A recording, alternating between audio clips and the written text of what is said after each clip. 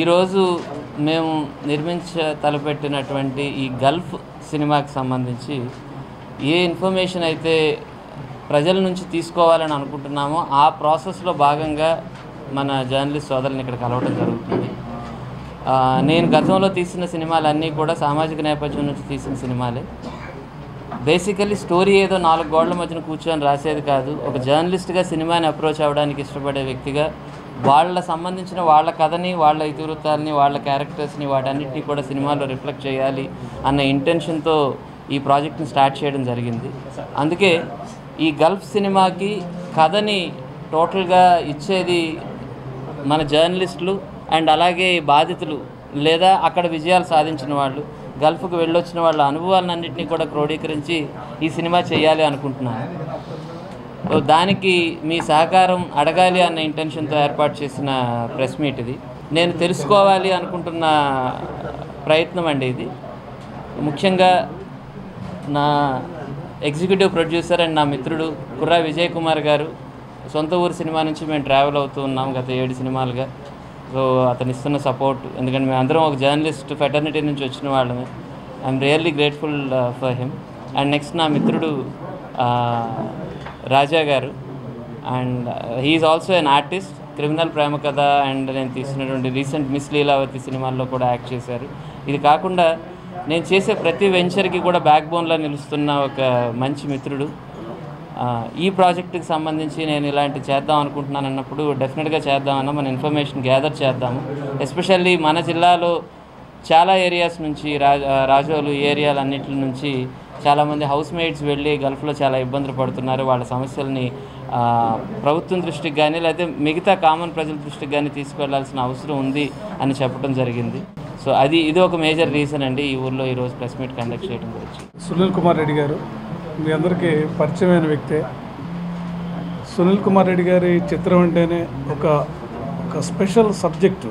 అంటే ఆ సబ్జెక్టు పబ్లిక్ని రియలైజ్ చేసే విధంగా ఉంటుంది. అంటే పబ్లిక్లో మార్పు తెచ్చే విధంగా ఆయన సినిమాలో ఒక సబ్జెక్ట్ ఉంటుంది. అంటే ఆ సినిమా చూసి కొంతమంది ప్రజలు మారాలి, సొసైటీ మార్పు చెందాలి అనే ఉద్దేశంతోనే తీయటం జరుగుతుంది.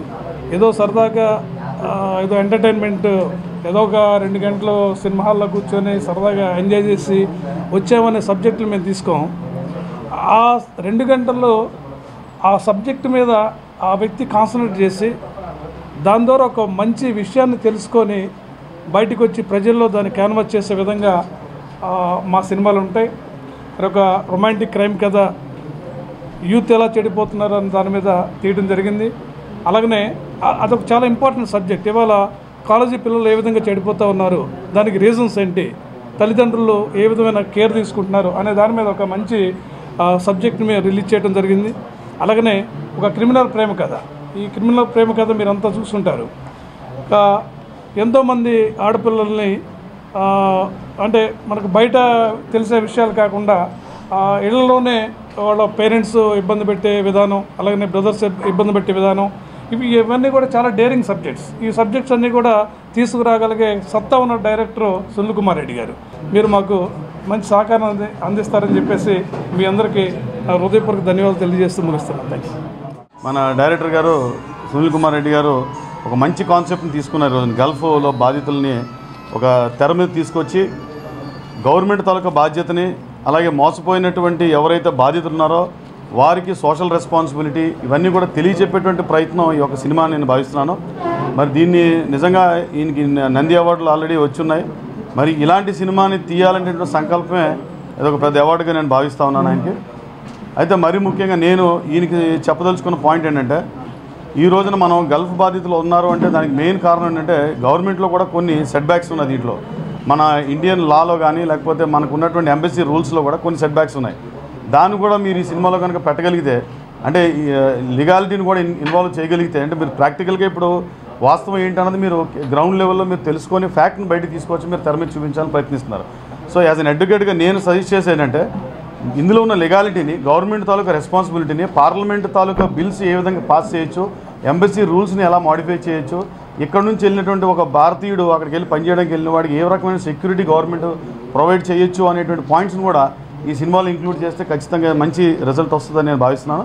అదేవిధంగా ఇండియన్ ఎంబసీస్ ప్రతి చోట ప్రతి కంట్రీలో ఉంటాయి.